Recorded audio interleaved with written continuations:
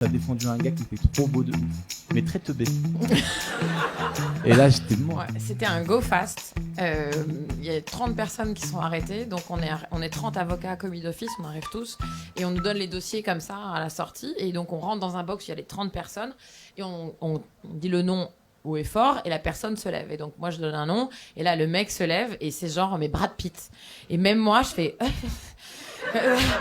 et toutes mes copines sont là, fait salope, c'est toi qui l'as eu. Et je fais bonjour, c'est moi qui vais vous défendre. Et là donc on va dans un petit endroit. Je vais tout mettre en œuvre. Et on se retrouve dans une petite salle fermée, juste tous les deux. Les polices n'est pas là parce qu'on doit pouvoir se parler avec la confidentialité. Et là, dès qu'il ouvre la bouche, je fais et merde.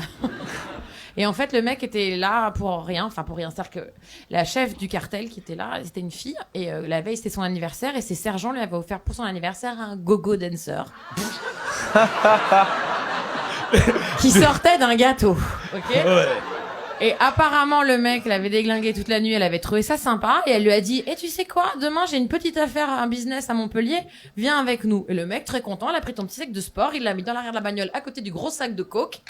Il s'est assis dans la voiture, tranquillement. Et d'un seul coup, vroom, ils se sont fait serrer. Mais qu'est-ce qui se passe ? Ah, le pauvre, il avait rien fait, du coup. Non. Et d'ailleurs, il a été emprisonné en... Ah merde, t'as même pas réussi à le faire acquitter ? Non.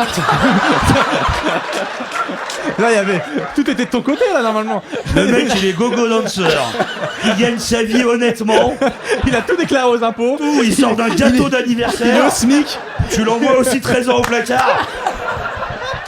C'est grave. Oh, c'est grave, Ah, Caro. mon Dieu. C'est pour ça les prisons elles sont surchargées, mon gars. C'est tous tes dossiers, là. Tous les dossiers de Caro. Les mecs en cellule. Toi aussi, c'est Caro. Ouais, c'est Caro, mon gars. Je tombais. C'est quoi, toi ? Moi, c'est un scooter. Non, ça. Et toi ? Non, moi, je suis sorti d'un gâteau. J'ai encore un peu de gâteau sur moi. Non, il est parti en détention provisoire le temps que le juge d'instruction fasse toutes les vérifications. Et d'ailleurs, tous les mecs rapidement ont dit non, bah lui, il voulait même pas. Il disait non, il est pas de chez nous, il est pas dans notre bande. Ah ouais, c'est marrant ça. Ah non, mais c'est tellement teubé qu'il voulait même pas qu'il pense qu'il ait pu bosser avec nous. Ah, c'est ouf, les bandits l'ont défendu. Ouais. Lui, il a rien à voir, c'est un enfant, d'accord ?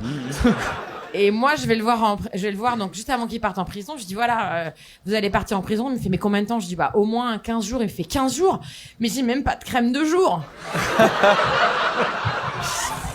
Lui en prison, mon gars, ils vont lui en mettre de la crème à mon avis. Je Ils sais. veulent, Non, non mais Oh non. s'il est mignon, Oh non. il est mignon et il est bête. En prison, c'est chaud.